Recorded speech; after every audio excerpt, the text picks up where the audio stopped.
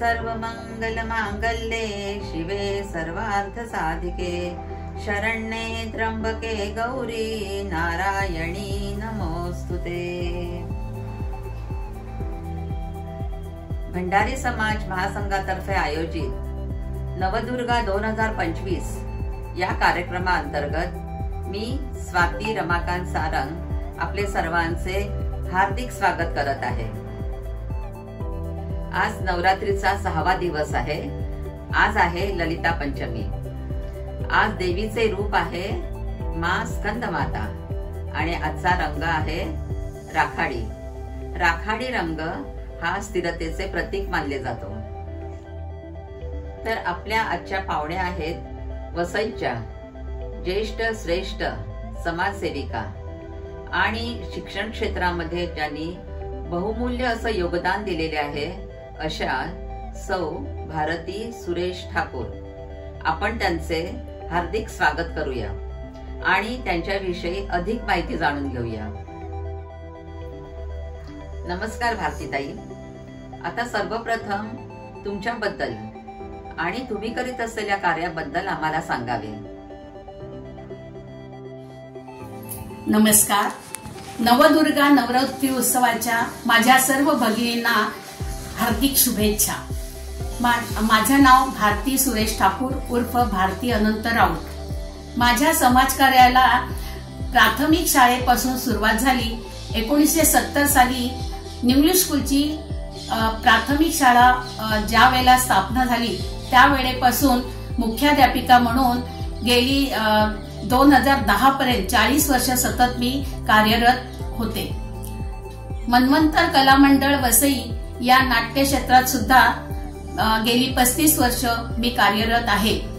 श्रमिक महिला विकास संघ ही गरजू महिलांसाठी चालवता येणाऱ्या संस्थेमध्ये सुद्धा मी कमिटी सभासद म्हणून आणि आता उपाध्यक्ष म्हणून काम पाहत आहे। वसई जनता सहकारी बँक या बँकेमध्ये संचालिका म्हणून गेली 2 वेळा मी निवडून आले आणि आज संचालिका म्हणून काम पाहत आहे। वा, खूपच छान माहिती। तुम्हाला या शिक्षकी पेशामध्ये येण्याची प्रेरणा कशी मिळाली ते आम्हाला सांगावे।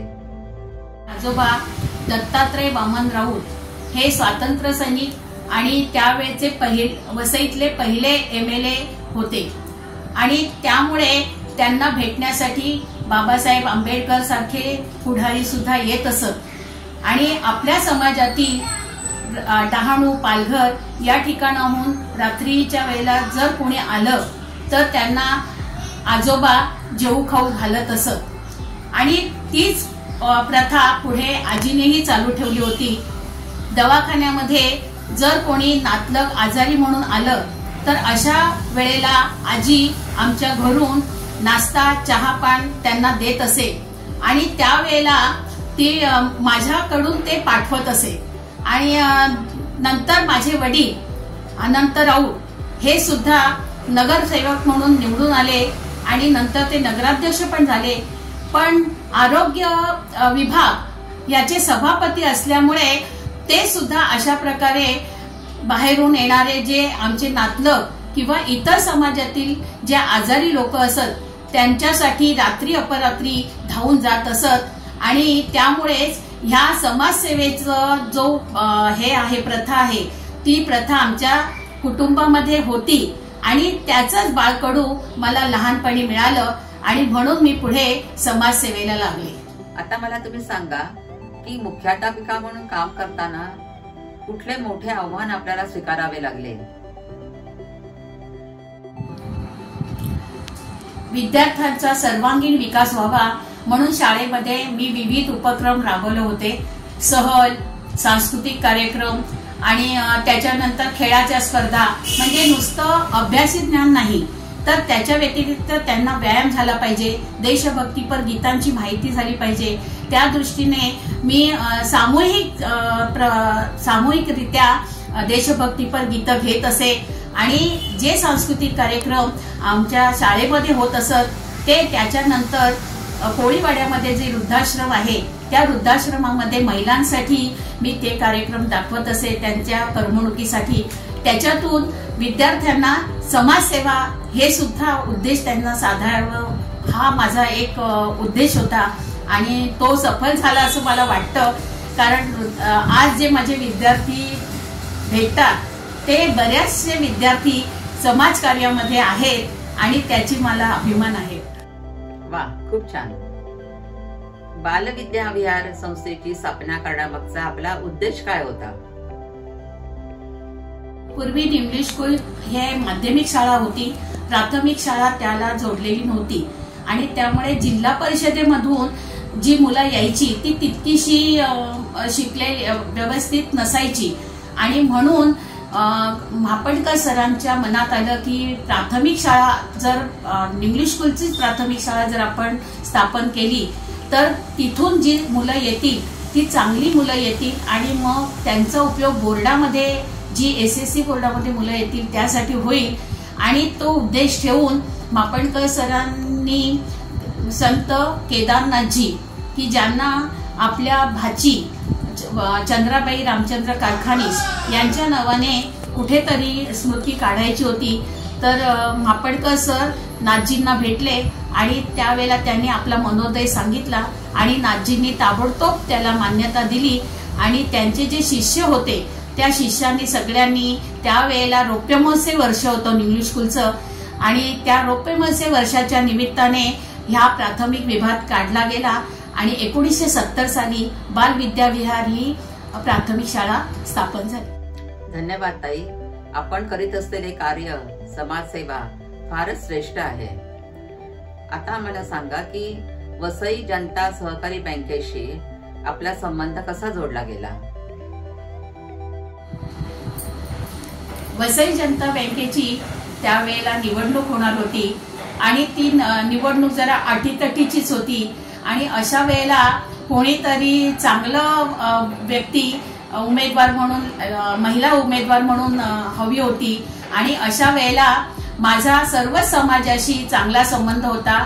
शाळेमधल्या 40 वर्षाचा अनुभव असल्यामुळे पालक माझे बरेचसे जनता बँकेचे सभासद होते आणि हे पाहून मला वसई जनता बँकेकडून निवडणुकीसाठी अर्ज भरण्याचा प्रस्ताव आला आणि त्यावेळेला यशस्वीपणे मी त्या निवडणुकीत निवडून आले आणि आज दुसऱ्यांदा सुद्धा मला या संचालिका होण्याची संधी मिळालेली आहे.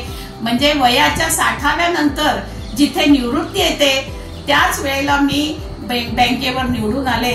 हे माझं भाग्यच म्हटलं पाहिजे. वा, खूप छान. श्रमिक महिला विकास महासंघामध्ये उपाध्यक्षा म्हणून काम करताना आपण कुठल्या उपक्रमांवर जास्त भर देता? श्रमिक महिला विकास संघ म्हणजे गरजू महिला आहेत समाजातील, त्या समाजातील गरजू महिलांना रोजगार मिळवून देणं आणि त्यांची आर्थिक स्थिती सुधारणं हा या संस्था स्थापनेमागे हेतू आहे. त्यामध्येच त्यांच्या कुटुंबातील जी शिकणारी मुलं आहेत त्यांना शैक्षणिक मदत करणं, त्यांच्या आरोग्याच्याकडे लक्ष देणं आणि दुसरी गोष्ट म्हणजे त्यांना आपल्या पायावर उभं राहण्यासाठी प्रेरित करणं. त्यासाठी प्रॉव्हिडंट फंड, इन्शुरन्स यासारख्या गोष्टी आमच्या या श्रमिक महिला संघामध्ये सध्या आहे आणि त्यामुळे त्या महिला रिटायर झाल्यावर सुद्धा त्यांना पेन्शन चालू होतं आणि त्यामुळे त्या कोणाच्याही त्यांना आर्थिक दृष्ट्या त्या सबल राहू शकतात आणि त्यांच्यामध्ये पाककौशल्य यावं हा सुद्धा उद्देश. कारण ज्या जुन्या महिला आहेत त्यांच्याकडून त्या शिकू शकतात आणि त्यामुळे त्या पाककलेत सुद्धा कौशल्य त्यांना प्राप्त होऊ शकतं हा उद्देश ठेवलेला आहे. म्हणजेच महिलांचं सक्षमीकरण आणि सबलीकरण याकडे ही संस्था लक्ष देते. फारच सुंदर मार्गदर्शन आपण केलेले आहे. भंडारी महासंघाच्या सामाजिक उपक्रमांबद्दल आपला अभिप्राय आम्हाला सांगा.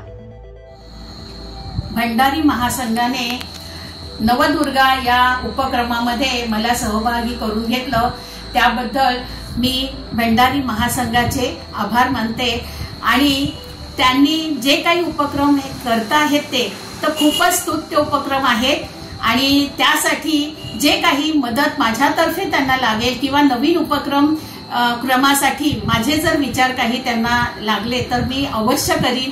कारण भंडारी लग्नगीते, भंडारी गावगाथा यासारखे पुस्तकं मी काढलेली आहेत. मला आता भंडारी खाद्य पदार्थ हे पुस्तक सुद्धा प्रसिद्ध करायचं आहे. त्यासाठी मला महामंडळाची नक्कीच मदत मिळेल असं मी अपेक्षा करते आणि माझे 2 शब्द पूर्ण करते. धन्यवाद भारतीताई. आपण करीत असलेल्या सामाजिक आणि शैक्षणिक कार्याची आपण खूप सुंदर ओळख आम्हाला करून दिलेली आहे. आपल्याला भेटून आम्हाला खूप आनंद झालेला आहे. भंडारी समाज महासंघातर्फे मी आपले आभार मानते आणि आपल्या उर्वरित आयुष्यासाठी आपल्याला खूप खूप शुभेच्छा देते. आमचा हा कार्यक्रम तुम्हाला आवडला असेलच तर आमच्या या चॅनलला लाईक, सबस्क्राईब, शेअर करा आणि आपला अभिप्राय जरूर कळवा. जय भंडारी.